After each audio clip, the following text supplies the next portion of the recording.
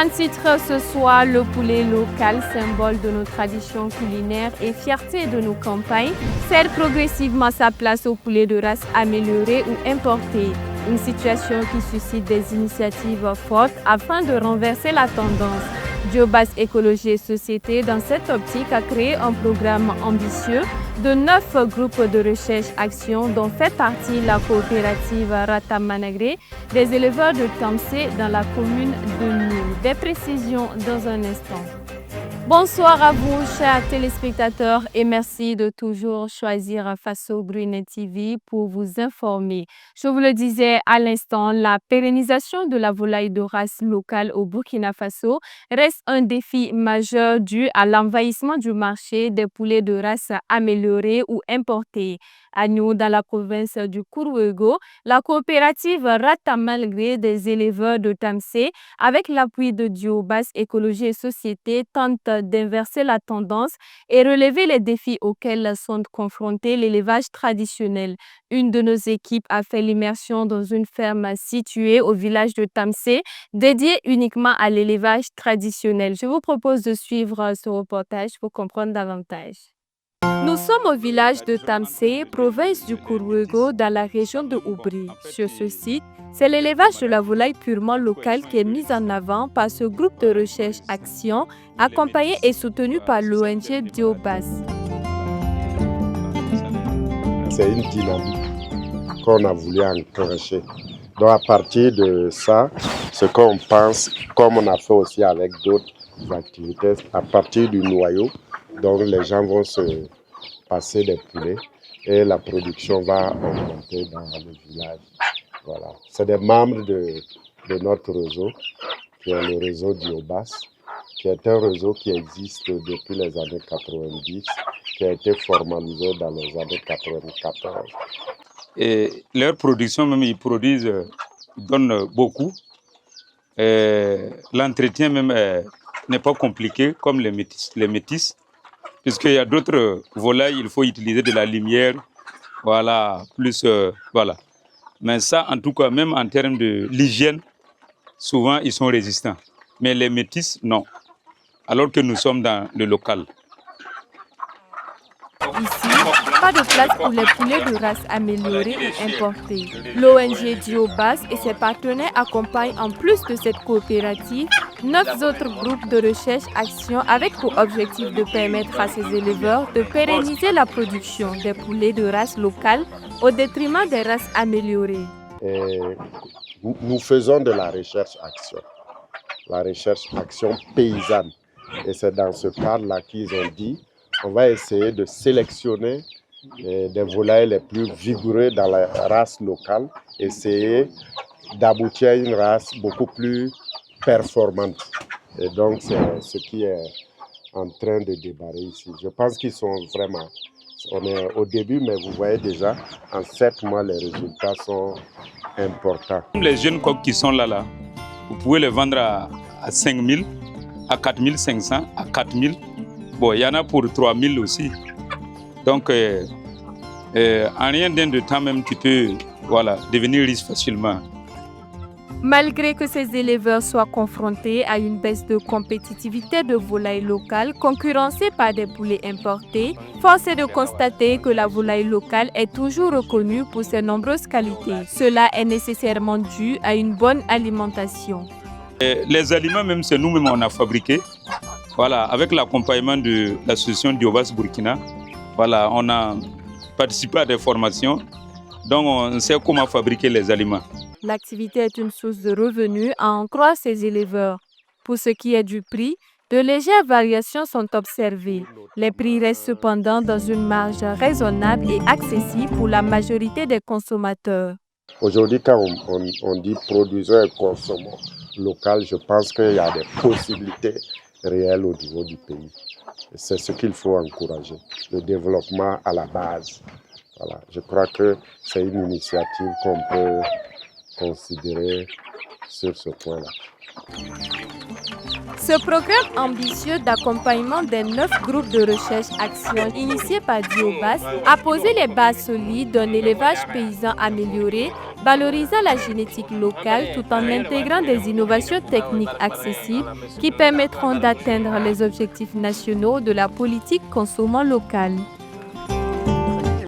Et puis, direction à présent le ministère en charge de l'environnement, la Direction générale de la préservation de l'environnement et la Direction générale de l'assainissement des eaux usées Escreta ont conjointement mis en place une journée de sensibilisation ce 10 octobre 2025 près du canal de Wemtenga à Ouagadougou. L'objectif principal de cette action était d'éduquer les résidents sur l'importance de la préservation de l'environnement et de l'assainissement adéquat. Koko Mieso. La Direction générale de la préservation de l'environnement et celle de l'assainissement des eaux usées, Escrita, main dans la main, sensibilise ce 10 octobre 2025 les riverains du canal de Wemtenga sur l'importance de préserver cet ouvrage important pour le drainage des eaux pluviales. Le constat laisse percevoir un ouvrage confronté à de nombreux défis environnementaux et d'assainissement. À cette sortie donc, les riverains reçoivent des spécialistes les rudiments nécessaires pour la préservation de l'environnement et l'entretien des ouvrages de canalisation, tout en évaluant l'état actuel des infrastructures et la qualité environnementale aux abords du canal.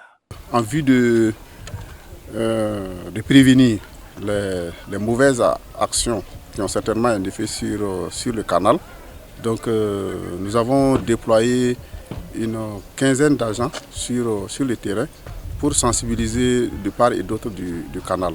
Par la réglementation, le brûlage des déchets c'est interdit.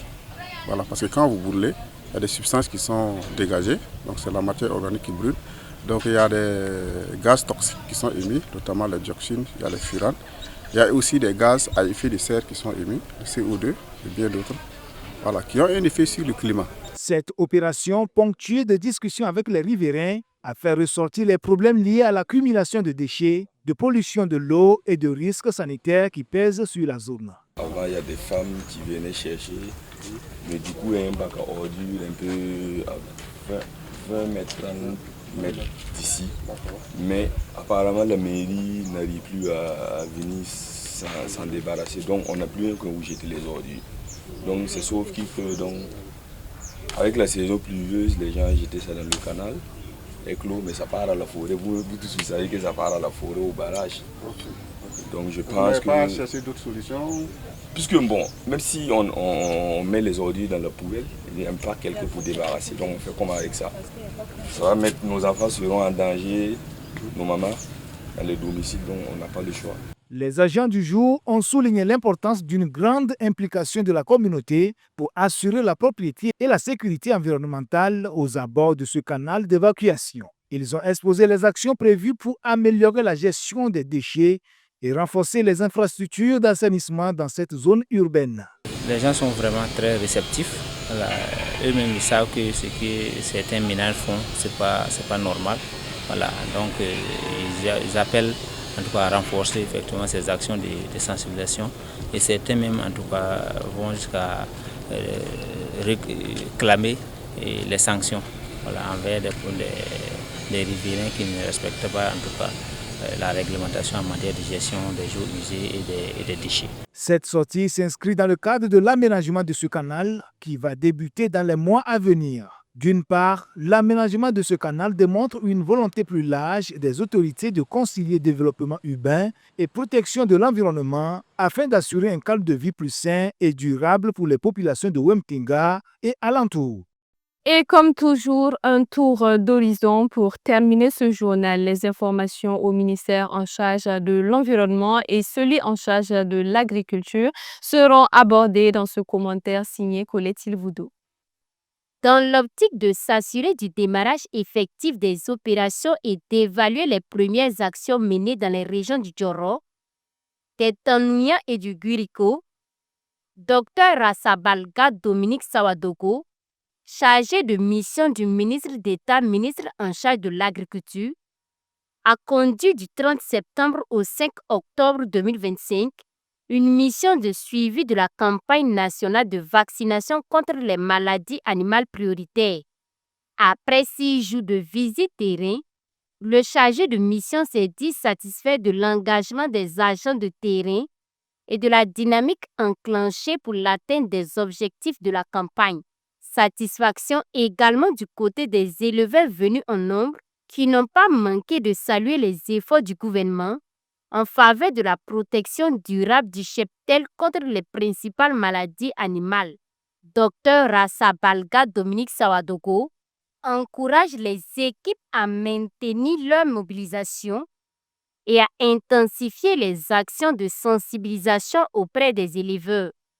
Toujours dans le ministère de l'Agriculture, des Ressources animales et halieutiques, une représentation nationale teste et adopte les produits de Faso Kosam. Ce jeudi 9 octobre 2025 à Ouagadougou, une délégation de l'Assemblée législative de transition, conduite par le président de la Commission du développement durable, M. Diedon Alain Yen, a effectué une visite à l'unité de transformation de Faso Kosam.